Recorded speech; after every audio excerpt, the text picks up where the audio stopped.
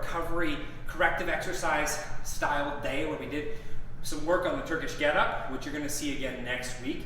That's gonna come back, okay? This week we're gonna do a strict recovery workout on Wednesday. Now, don't get me wrong, this is going to be challenging, but it's meant to address those little things that we kind of aren't looking at all the time with certain exercises and get you into some positions that might be a little bit uncomfortable, a little bit foreign to you, but it's a good thing to continue to address mobility needs around the body. So we're going to start on the mat. There's no warm-up today. The whole workout is essentially a warm-up, but it's going to get your heart rate up and it's going to give you the boost you need midweek to keep training, okay? So we're going to start on the mat with some crocodile breathing. Now, pretty simple, straightforward. All I'm going to do here is lay with my lower body completely relaxed, okay? So don't squeeze the glutes, just complete relaxation here. Your head is gonna go in your hands in front of you.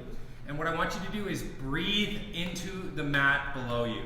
So your belly is going to increase in pressure. You're gonna breathe down into your belly. In through your nose, you should feel like your belly's pushing into the mat, and then you're gonna relax. And for 1 minute, we're gonna do 4 seconds in, 4 seconds out. So all we're going to do here is breathe.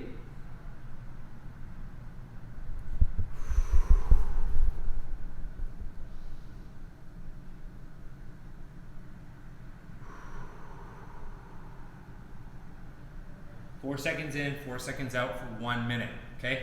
Really pushing that belly into the mat. Then we're going to get into the best mobility position of all time, the shin box. Okay, so we're going to come into our left side, so left leg's going to be forward.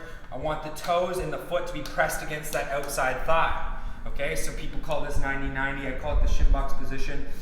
Really, it doesn't matter. If you need a little bit of assistance, a broomstick or a golf club or a hockey stick can really help to prop you up. Okay, so a lot of times you'll feel the need to do this. That's just an inability to maintain that core stability and get mobility out of your hips. So instead of reaching forward, I'd like to see you root or pick the ground. Like this is an ice pick and you're driving through, creating some core activation across the shin box position.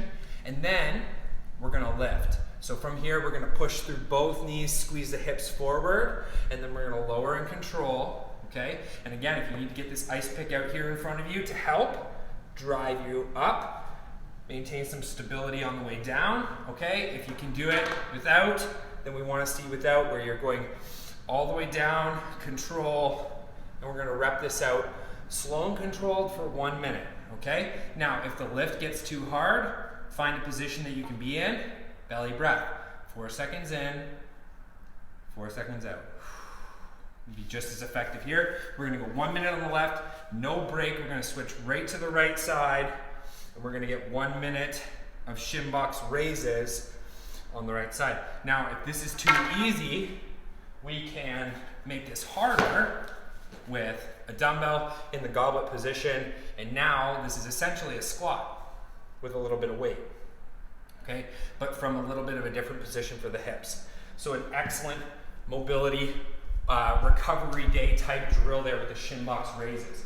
A tennis ball, a kid's play ball, a lacrosse ball, anything that you can squeeze between your ankles. So that ball is going to go right between the heels, okay, at the very back. And you're going to do calf raises, so we're going to push up on our toes, making sure you don't lose that ball. So you're going to squeeze that ball at the top, and as you come down, we're going to just do 1 minute here. And again, if you need a little bit of stability, that broomstick, hockey stick, dowel gives you a little bit of extra stability to keep repping out those ball squeeze calf raises. This is just going to mobilize the bottom of the foot a little bit, activate some of those intrinsic foot muscles that are really important for foot health. Okay, so something that we always want to make sure we're addressing with a little bit of corrective work. Then we're going to get down into a tall kneeling position. Again, with our ice pick, okay, so this broom handle, hockey stick, golf club is going to be really important today. Alternatively, a couch or a kitchen chair to assist you on this side is going to be helpful. And all you're going to do for 1 minute is bring that front thigh up as high as it can go, back down to the floor. And we're just going to pulse in this position for 1 minute Okay, slow it down, you can speed it up if you want to try and get some pulsing going. Okay, but slow and controlled, or pulse there, and then again, opposite side, we're going to switch with no rest on this one. Okay, and we're going to do 1 minute of psoas pulsing on this side. Always making sure ribs down, abs crunch, but you're not folding forward onto your thigh, right? Stay upright with nice tall posture. The ice pick here gives you a little bit of stability through the core, and now we can activate that hip flexor. This is one of those areas that we can get to calm down by activating it. So a lot of people will be stretching their hip flexors. We're going to take science to another level and say, hey, if we ask this muscle to contract, it'll end up relaxing. So a nice little recovery mobility drill there. Also going to get the heart rate up with that one. Then we're going to go to the wall. We did these last week, a little shoulder corrective exercise, okay? And we're doing serratus wall slides. So we did this with either socks on the hands on the wall or a foam roller, okay? I'm just going to show you with a sliding shirt on the wall. You're going to push through the wall. So we're going to go from loosey-goosey to nice and active through the shoulders, pushing through the wall. You're going to come up and out. So those shoulder blades come around the rib cage and then down and in, keeping that pressure against the wall. So up and out, nice big Y position, keeping those shoulders active, down and back, press through. So we want to make sure that if we start here, when we come down, we don't lose it, right? As you come down, keep those shoulders active so you're nice and pressed through the wall for 1 minute of repetitions. Okay, so now we've got our dumbbell. We're going to get working that single leg position. So we've done a lot of single leg hinging in the last 2 weeks, okay? Now we're just going to add an upper body corrective exercise to this. Again, limiting rotation across the midsection. Active back leg, we're going to single leg hinge with the dumbbell. And at the bottom here, we're going to row up to one side, lower and control, and hinge through. Stop yourself here, get reset, nice and stable. Active back leg, single leg hinge, row, lower. We're going 1 minute, no rest. We're going to switch and go right to the opposite side where we're going to hinge and row and come up through. Now, with the row, we don't need to be pushing that weight back farther than the elbow coming to the shoulder height or 90 degrees, okay? So we don't need to pull that row all the way back. If we come to that 90-degree position, that's a sufficient row to get all the activation out of the shoulder that we're looking for, okay? So single leg hinge and row there. Get down on the mat. We're going to the dead bug position, one of the best corrective positions of all time, okay? So dead bug on our back, legs up, and we're gonna hold our dumbbell, 2 hands, and we're gonna lower that down to forehead or behind, and then we're just gonna extend our triceps up over top, okay? So we really wanna make sure we're bending at the elbows. These are called skull crushers, so don't do that. Don't drop the weight on your head, obviously. This is just meant to be slow and controlled. Tricep extensions.